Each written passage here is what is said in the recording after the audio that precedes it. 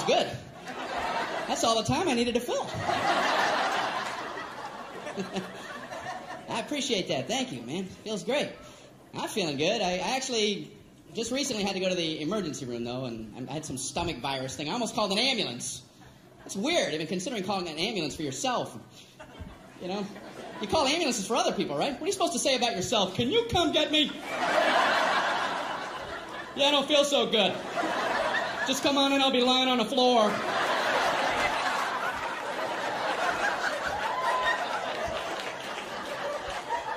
I'm just looking at the phone going, I don't know how to do this. I don't know what to do. It was at night, so I drove myself to the emergency room. That's a nice, relaxing drive. No, after you. Merge, everybody merge. I'm only imploding.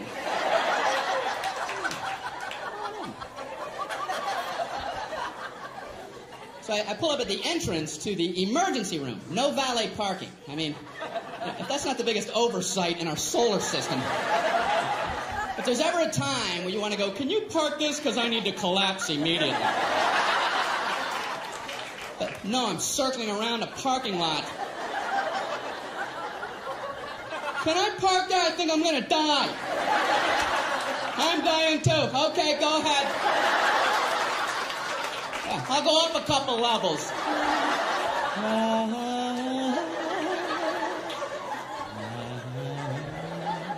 Unbelievable. I don't care if you're driving yourself or someone else to the emergency room. You still want to get out and run in with them. Are you supposed to drop somebody off and go park a car? Okay, you go in. Tell them you're shot.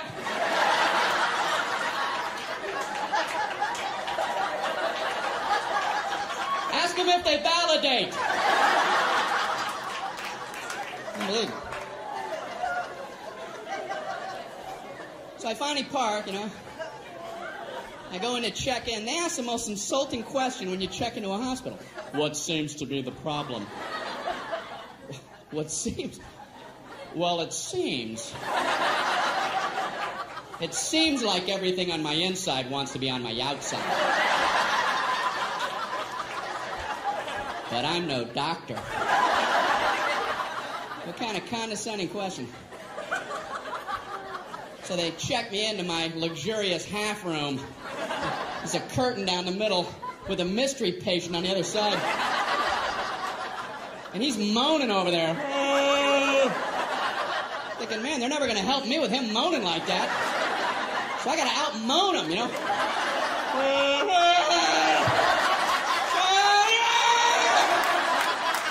Quit moaning, we're all hurting. The whole floor is like a haunted choir. It's got to be hell to work in this environment. So I'm killing time writhing. Nurse finally comes in. How are you doing tonight? I'm on a gurney. You have a painkiller or something? This is killing me. So she goes, how would you describe your pain? It's killing me. I don't know if you remember that part. Ouch. What are we playing, that pyramid game? Excruciating. Horrific. Would rather have shards of glass in my eyes. How do I convey this to you? So she asks, how would you rate your pain? 4 stars. 2 enthusiastic thumbs up. She goes, how would you rate it on a scale of 1 to 10, with 10 being the worst? Well, you know, saying a low number isn't going to help you. Oh, I'm a 2. Maybe the high 1s. You could give me a baby aspirin and cut it in half. And maybe a Flintstone vitamin and I'll be out of your hair. You can go 10 to all the 3s and 4s and such. If anyone's saying such ridiculous numbers. I couldn't bring myself to say 10, though, because I had heard the worst pain a human can endure is getting the femur bone cracked in half. And I don't know if that's true, But I thought, if it is, they have exclusive rights to 10. And now I'm thinking, what was I worried about? Is there like a femur ward at the hospital? They would have heard about me and hobble into my room. Who the hell had the audacity to say he was at a level 10? You know nothing about 10. Give me a sledgehammer. Let me show you what 10 is all about, Mr. Tommy A. Oh!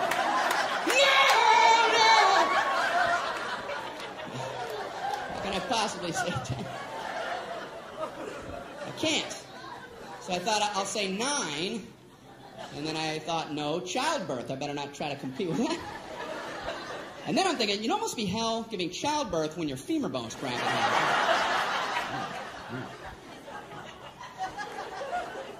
So I said, I guess I'm an 8. She goes, oh, okay, I'll be back. I'm like, oh, I blew it, man. I ain't getting nothing with 8.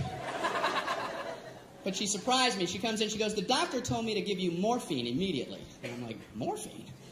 That's what they gave the guy in Saving Private Ryan right before he died. I'm like, okay, I'm a 4. I'm a 0. I'm a negative 11-teen. Morphine. So they gave me morphine. Wow. All I know is about 15 minutes later, just for the hell of it, I was like, I'm an 8 again. Guess who's an 8? And they finally checked me out. I'm walking down the hall going, say 8, say 8, say 8, say 8. Happy 8 day. Did you get some 8? Did you get any 8? What am I throwing? You can't throw a number. All right. Johnny Appleseed. Did you get any 8 over there? I don't understand my own visuals. All right. Up here throwing numbers around. I'm fine now, I think. I don't know. So they sent me to my regular doctor for a follow-up, and I was nervous going because my cholesterol. I knew it was going to be high because last year it was high, and I hadn't done anything different. What are the odds your cholesterol is going to plummet for no reason? Come on, 200, come on! 337, how can that be? I had Burger King coupons in my pocket. It's inexplicable.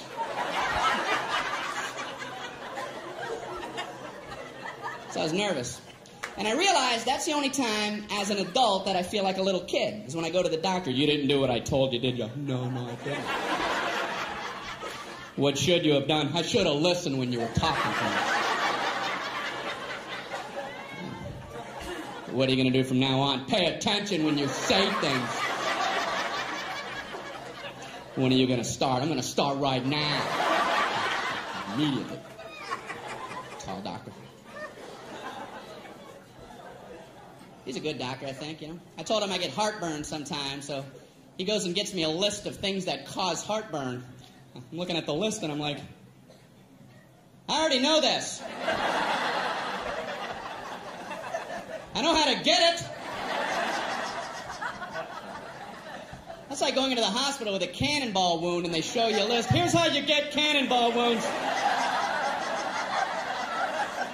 I have a cannonball wound. It's gaping.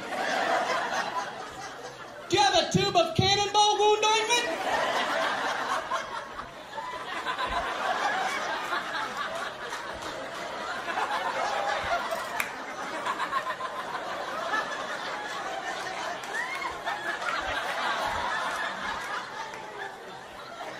Number 1, do not stand directly in front of a cannon. How true that is.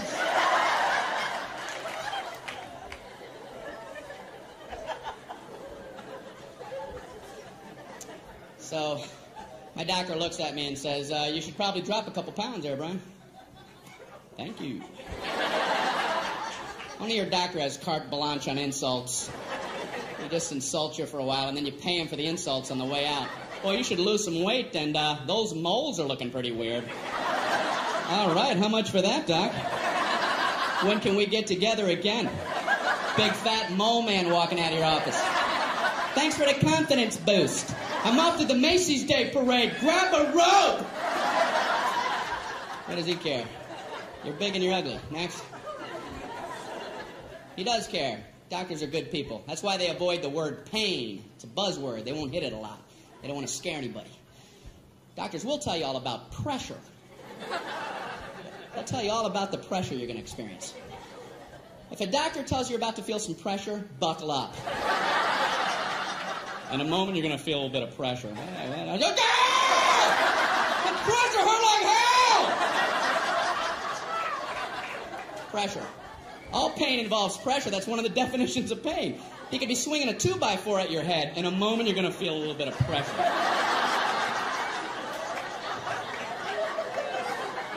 Hey, bring it on. I'm good under pressure.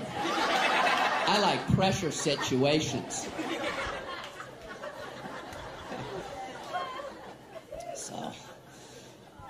So my doctor, he told me to watch what I'm eating, told me to read food labels.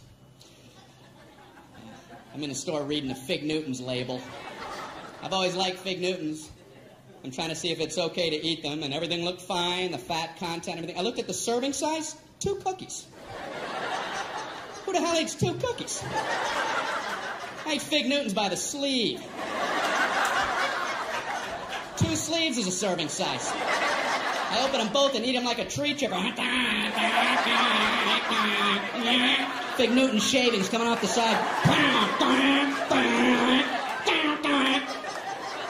Then I put a Newton catcher and empty that bag out as a snack. What the hell are they talking about? 2 Fig Newtons. With the size of a postage stamp. You want another one? Oh, I don't know. I've already had 2 whole entire Fig Newtons. Maybe I could try to muscle one more down, but I don't think I'm going to... I am stuffed with the rafters. They're nuts. We got an ER here. We got a 3 Fig Newton eater. How many did he have? What is he, nuts?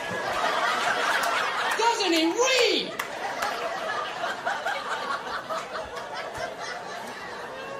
Who's coming up with serving sizes?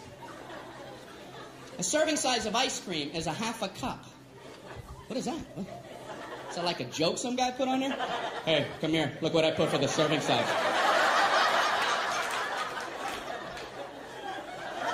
Did you see? I just did it as a joke, but they're going out like that. I don't know what to do. Just let it go. I guess there's nothing you can do now. You ever know anybody to eat a half a cup of ice cream? Hey, you want to go grab something to eat? Oh, no. I had a half a cup of ice cream. Yeah, a whole half a cup. I just kept eating and eating and eating. I must have had 2 spoonfuls. I think a serving size of ice cream is when you hear the spoon hit the bottom of the container. You know? Frank, when you can't do this anymore. I even ripped the side. Not sure what they're talking about for the half a cup of ice cream. I have to lay off dairy, though. That's what my doctor threw in as I was leaving his office. Oh, and lay off dairy. I'm like, what the hell? What kind of blanket sweep is that? And no more happiness. Away with you. What does he care? I'm trying to lay off dairy. I'm in the supermarket with my little cart, and I'm trying to avoid the dairy aisle. I can see they all have party hats on over there.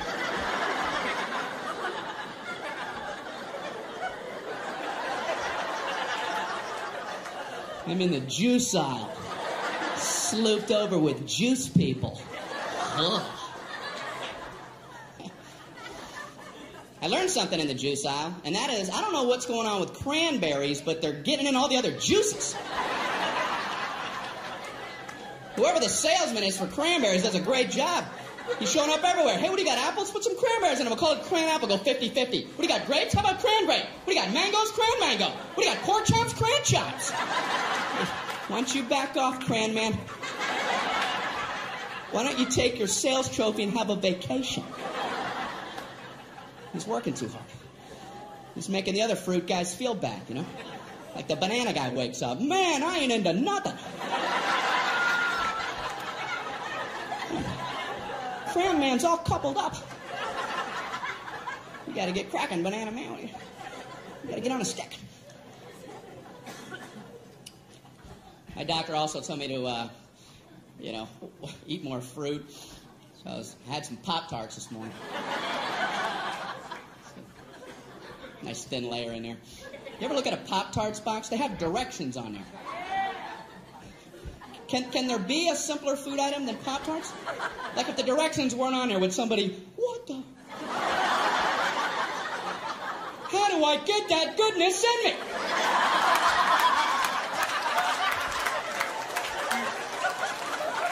What do you do? How do you get it done? You read, man. That's what you do. They have 2 sets of directions. In case you don't understand one set, you abandon that whole track and get on something a little easier for yourself. They have a set of toaster directions, which, believe it or not, is more than 1 step. How could there possibly be more than 1 step? I can only think of one. Step 1, toast the Pop-Tarts. Go ahead, toast them. Hey, are you still reading this?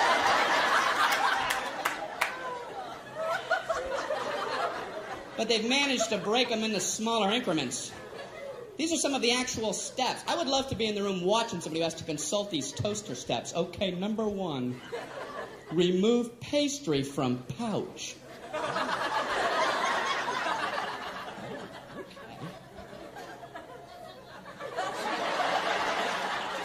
I see where they're going with this. We're banging on all cylinders now.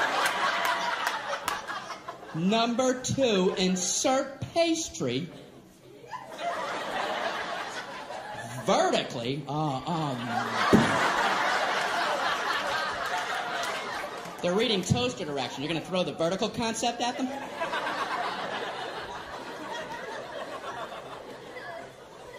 Then they have a whole set of microwave directions. That just blew me away that you could actually microwave a Pop-Tart. I mean, how long does it take to toast a Pop-Tart? A minute? If you want them dark? People don't have that kind of time. Listen, if you need to zap fry your Pop-Tarts before you head out the door, you might want to loosen up your schedule.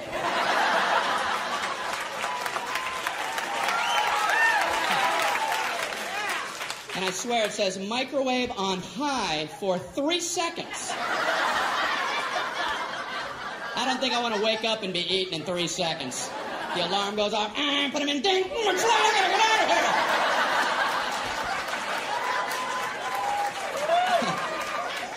here. If you're waking, eating, and hauling in 3 seconds, you're booking yourself too tight. Pick up some Montana brochures or something. You're not living properly. We just moved. I called UPS to ask them to help out with some boxes. And, they're a good service, but you have to have information ready about your boxes before you even call them. I had no idea. I called them up. Yeah, I have 10 boxes if you come pick them up. We need to know the weight and the girth. Okay, goodbye.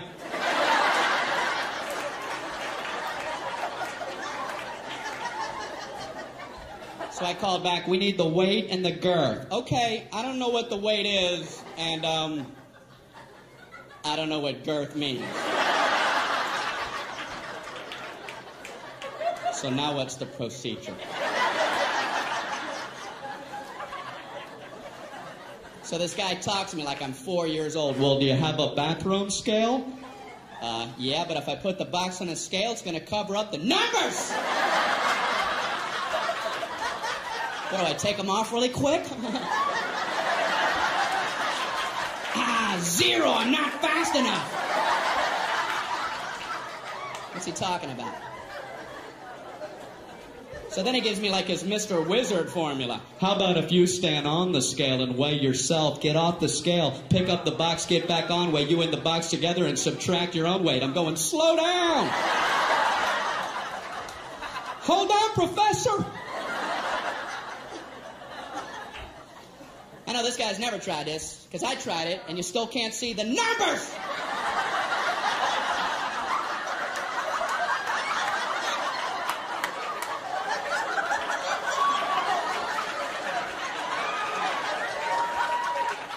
What am I, Mr. Olympia?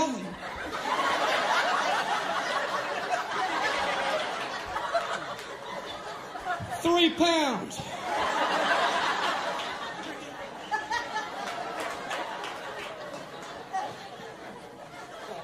Then I had to hang up in the middle of his girth formula. He kept assuring me it was easy. You know, the girth is very simple to figure out. You take the length and you double that by the smaller of the height after you triangulate the hypotenuse from the third side. Okay, I gotta go. I'm getting another call. Yeah, I'm too stupid to talk to you. I just want to not be on with you any longer. So this is true. I figured I would call back and just make up some numbers, you know. Let them come out and pick them up. If it's wrong, I'll pay the difference. Just dispatch the truck. Please. So I called back. Yeah, I have 10 boxes and... No, I'm another guy. Yeah, and they all weigh exactly 22 pounds, and they'll have a girth of 3. 3 what? 3 girth units.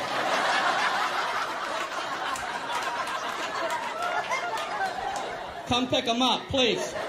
I'm begging you. They're boxes, and they're brown, and they have tape all on them. And they probably fit on a dolly. Why must you torture me?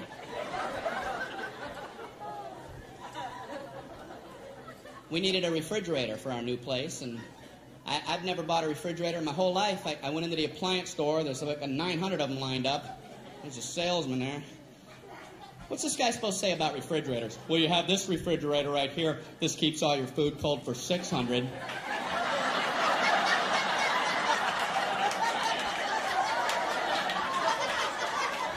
You've got this refrigerator. This keeps all your food cold for 800. Check this out. 1,400 keeps all your food cold.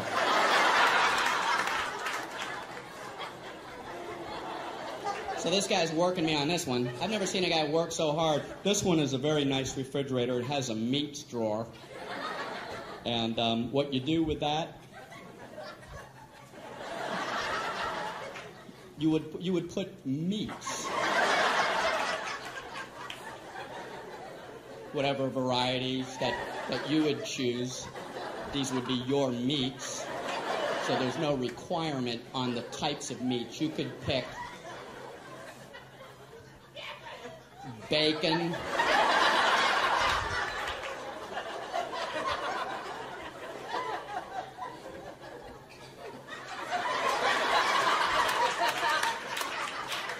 marbled meats. There's an endless selection. Endless. And this one also has a crisper for crispy things. Potato chips. Look in the door when the door's open. This has an egg area. And that's a very nice thing. It's an area for eggs. You put them all in the egg area. You come home and you go, hey, where are the eggs? Right in the egg area. And they're all written in cursive, and that's a real nice feature. It is. That is a nice touch.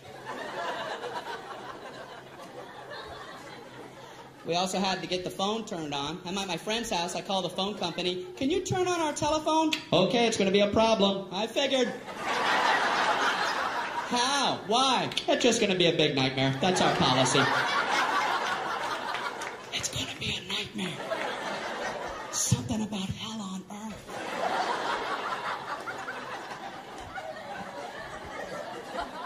It's different than I thought. I didn't know how it worked, so I asked him, how does that work? Do we have to wait in our home for a few days for the phone people to come out? No, we do it differently now. We can just flip the switch from right here. Oh, great. Can you go ahead and flip it? We're going to flip it next Thursday.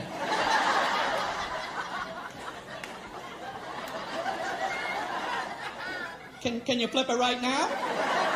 We're going to flip it Thursday, late, or Friday, or sometime in November. Can you see it from where you're at? Can I come down and flip it?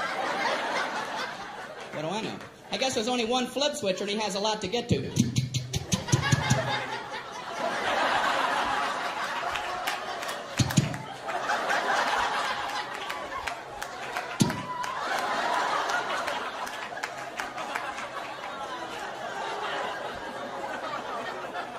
I assume they're tiny. Maybe they're big giant switches. They're really hard to flip, you know?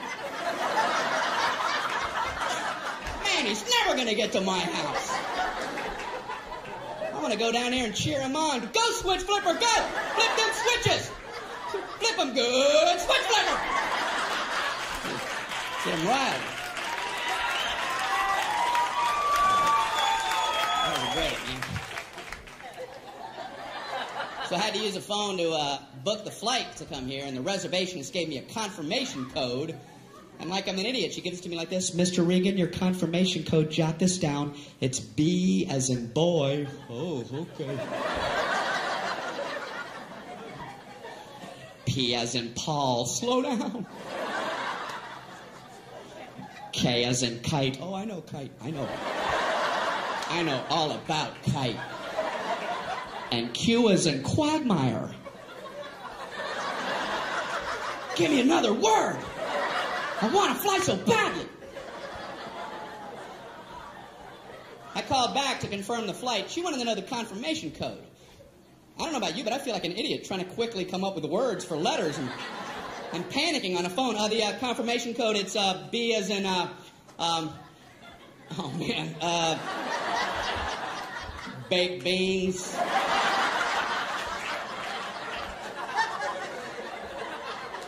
P as in pneumonia.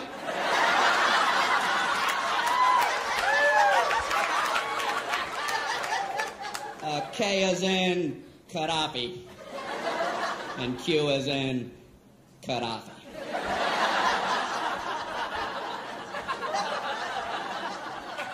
They only do that with letters. Nobody ever does that with numbers. My code, it's 4 as in 423. 2 as in 2,941. No, 47. Pretty short code. Sometimes you'll get a confirmation code that includes zeros and O's. You write them the same way. They're completely different keys. They'll give you the number 1 and the letter I. You write those the same. They're different keys. A small L looks the same. They don't care. You'll never be able to communicate this back clearly. I'd like to give a code to these people for their big vacation. Here's your confirmation code. You're going to need this for your vacation. Are you ready? Okay, it's 1 1 I 1 0 0 0 0 0 I 1 0 0 0 1 I small L. Yes.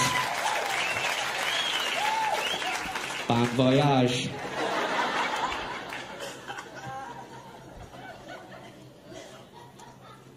You know, I flew here. How come the first class people they can just get on whenever they want? I've always hated that. First class people, board at your leisure. Take your time, first class people. Coach people, no wait, sit, scuzz. Wait, little piggies.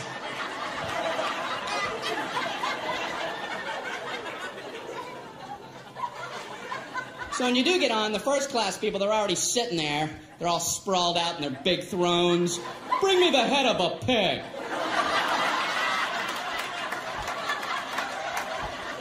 And a goblet of something cool and refreshing. Anyone have a fiddle? Make someone from Coach fiddle for me.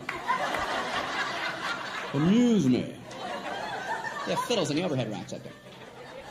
You're not allowed to even use their bathrooms. The bathrooms up front are for our first class passengers. The coach bathrooms are located at Newark Airport. Concourse C. Concourse C, ladies and gentlemen.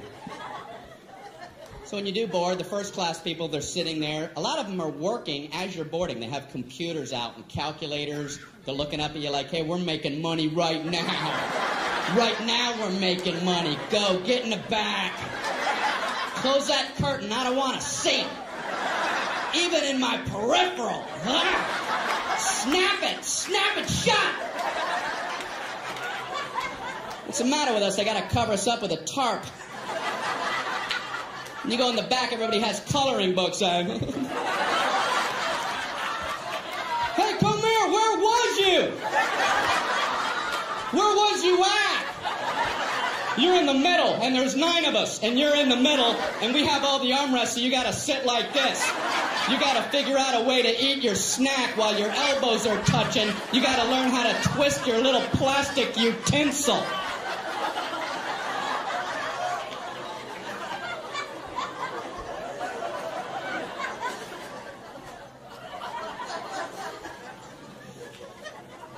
I like to sit way in the back. Way in the back. Except for one thing, all the good meals run out, you know.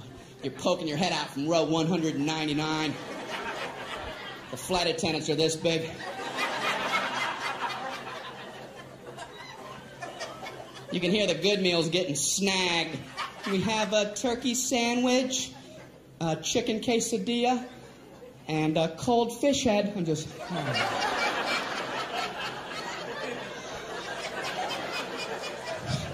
I wonder what I'm gonna get.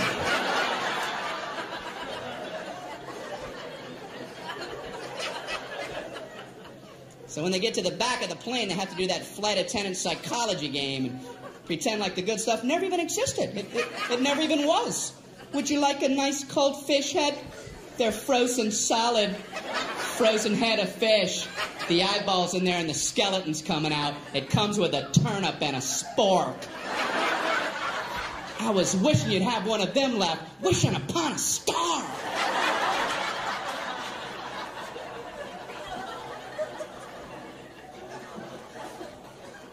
But I admire flight attendants, man, I really do. They put up with a lot of garbage from people. Have you ever been sitting in your seat and you see somebody trying to fit something in the overhead rack that you know ain't going in there like in a million years? They have like a mattress and a lamp. You're looking at him like, what kind of perception problems this guy has? And the flight attendants are always nice. They always run up and act like it might maybe fit. You know, oh, I don't know if that's going to get up there. We can check it for you, you moron. I know that's what they want to say. I would last about 8 seconds at that job. I'd just get up there. Does that look like it's going to fit? You have this much room, you have a dead yak. Are you okay? You don't see all these people jammed up waiting on you? You don't see any of that.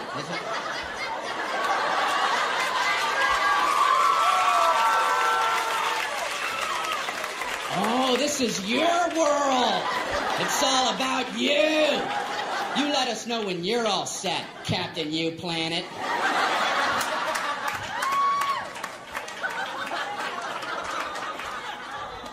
And I feel bad for the gate agents because they try to get the boarding process to run smoothly, but no one will listen to them. Don't blame them. They try, they get on the intercom. Ladies and gentlemen, we're about to begin boarding. If we could ask for your cooperation, would you all please remain seated until your row has been called? Everyone, please remain seated. Everyone, please back away from the gate. Please back away from the gate. Somehow, by the time that comes out the speakers, it must sound like, everybody up and rush the door. Everyone, immediately try to squish your fat butts simultaneously in the small gate door area. Hurry. Push and shove, everyone. Push and shove. Do whatever you have to get on board. This is the last helicopter out of Vietnam.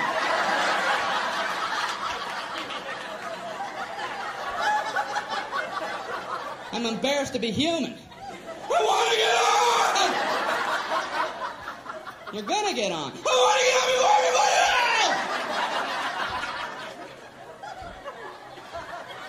Why?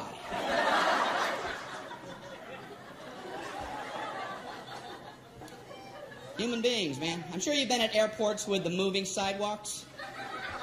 Right? You know the whole stand right, walk left concept? Well, for some people, unlearnable.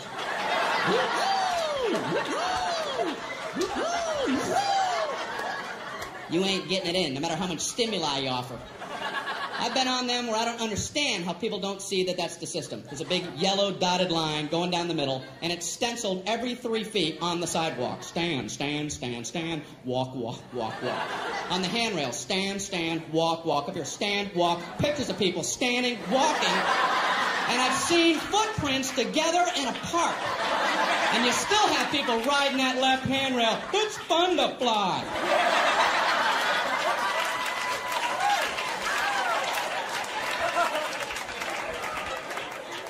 Watch them close, because they're the ones at the end of the moving sidewalk. Whoa. Something changed. Something changed.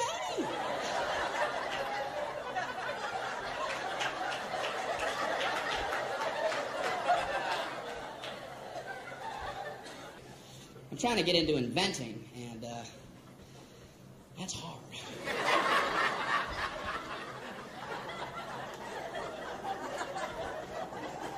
I know what I'm going to try to invent, you know. I don't know if I'm being overly ambitious, but I'm trying to invent an ironing board that when you open it, it doesn't sound like this.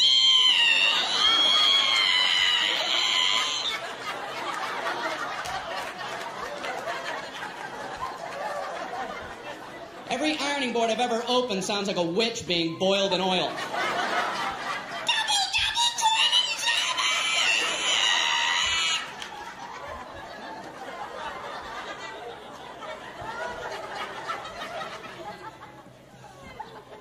You ever just look at an ironing board?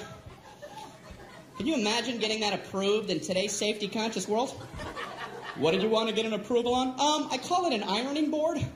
I want to have like a surfboard-shaped device about this high, and I want to support it with two thin crisscrossing poles so the center of gravity is precariously high. So the slightest nudge would be sure to topple it.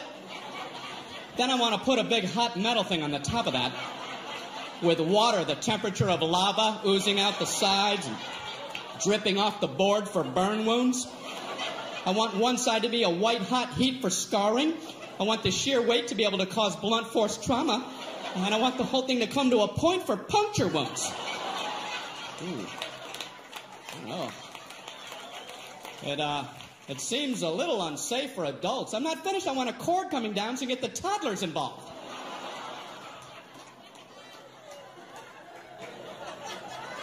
Why are we allowed to have these? Inventions intrigue me. I was reading about the walkie-talkie, and I read it was a military invention. That surprised me, because usually military stuff has strong names, you know, Apache helicopter, Tomahawk missile. Walkie-talkie? How did that slip through the system? It's a general talking to some guy. What do you have there, soldier? Well, it's a new communication device. It's untethered, which will enable the troops to speak effectively when they're in the field. What's it called? Walkie-talkie. Look, I'm walkie and I'm talking. Now you walkie and talkie, General. I'm walkie and talkie. Are you walkie and talkie?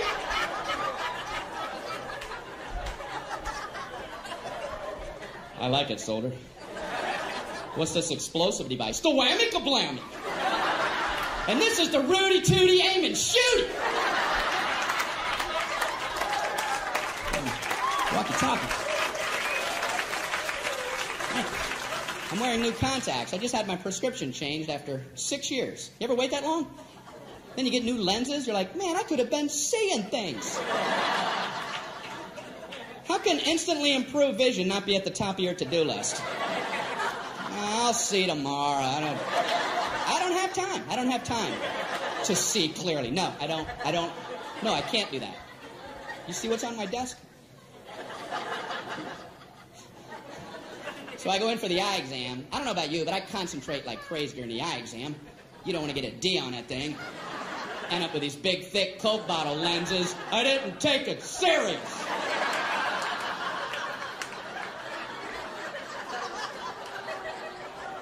Are you still in here? I'm just seeing shadows and shapes.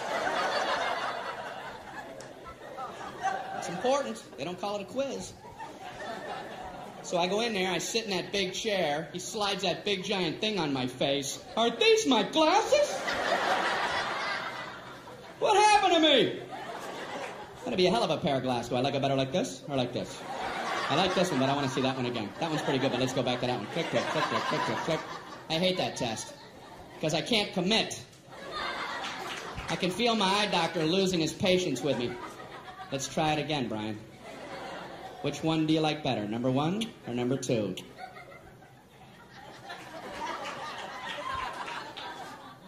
I don't like either one of those.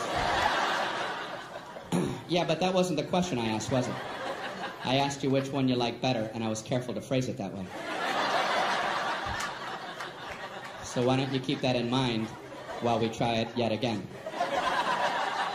Which one do you like better, number 1 or number 2? They're about the same. Well, why would I waste your time and mine by making them both the same? Did you ever stop to think about that? You ready to try it one more time? What do you want from me? Way too much pressure during that entire exam. They do one test every time. I don't know what they're looking for. All I know is I get an anxiety attack in the middle of the damn thing. Tell me the exact moment point A is directly over point B.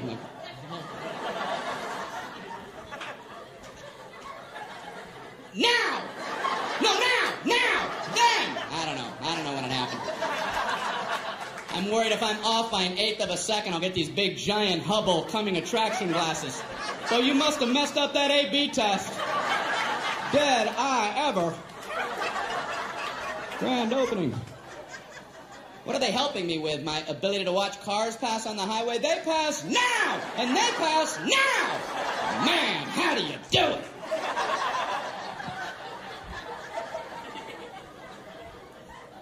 It's weird in the eye exam room.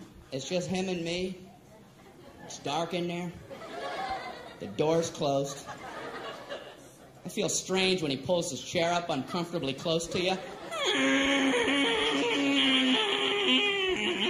He's like this far from my face. He shines his goofy light into my eyes for about an eternity.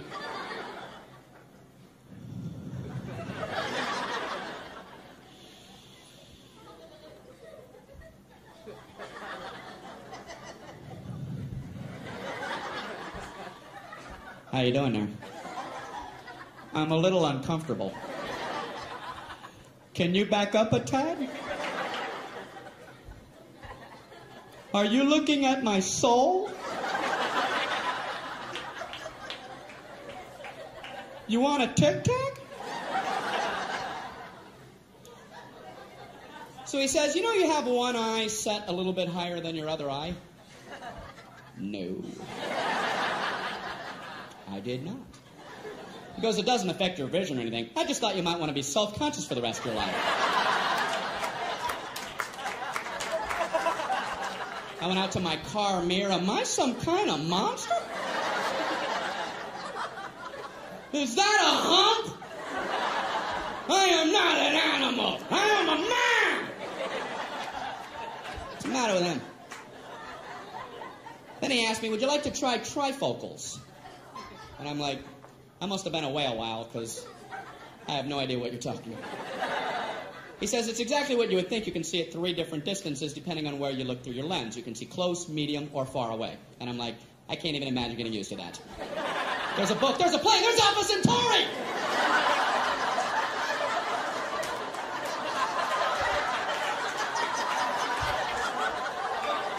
Do people need this kind of range? Is that a fly, Meadows? Is that a comet? I'm actually kind of quiet off stage. A lot of people don't realize that. I was at a dinner party recently. A bunch of people that I don't know. One guy talking plenty for everybody. And then me, myself, right? And then I, and then myself, and me. I couldn't tell this one about I because I was talking about myself, and then me.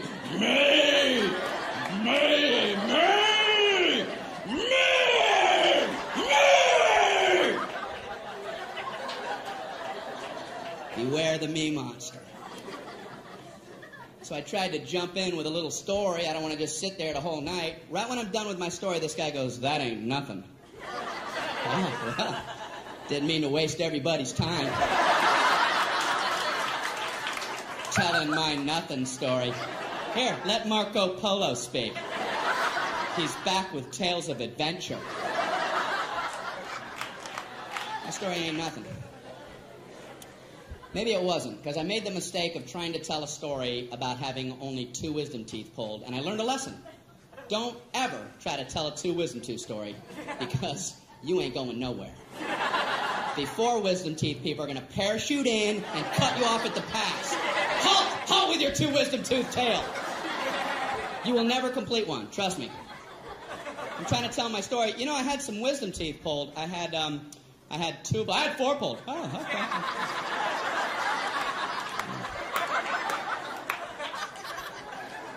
No, 5. No, 9. I had 9 wisdom teeth pulled. All of mine were impacted. They were all coming upside down. The roots were wrapped around my tongue, coming out my nose. They were tusks. I was a warthog. No anesthesia. They pulled them out with pliers. I was eating corn on the cob that afternoon. Pin the blue ribbon upon his chest. That knocks the socks off of my wisdom tooth tail. Why do people need to top other people? I've never understood it, and I see it all the time. Obviously, people get something out of it. At best, people wait for your lips to stop. Yeah, as soon as... Okay, you, me! You, me! You see the difference? You see that? Now I do. What is it about the human condition? People get something out of that. That's why I have a social fantasy. I wish I was one of the 12 astronauts who have been on our moon. They must love knowing they can beat anybody's story whenever they want. They can sit back quietly at a dinner party while some other person, some me monster's doing his thing, and let him go. Let him run with the line while you be quiet. Oh, really? Let him have his moment. Yeah, I'm a big traveler. I have my business. I got my own global enterprise I got to check on. You know, driving in the Autobahn because I keep a fleet of sports cars over in Zurich. And I get this Swiss account that I want to check out. Mount Kilimanjaro expedition, might have to cancel that. You know, runways in Aspen are a lot shorter the first time you go in there. The Pacific Rim Company are going to try to take that over. Global enterprise.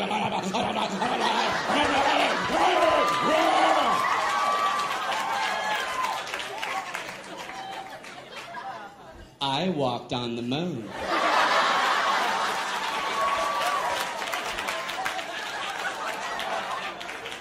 Well, you have the floor, Moonwalker. You know, you mentioned driving on the Autobahn. That reminded me. Once I was driving in the Sea of Tranquility. In my lunar rover. And I, too, was worried about our speed till I remembered, wait, we're the only ones on the moon. You guys are great. Thank you very much.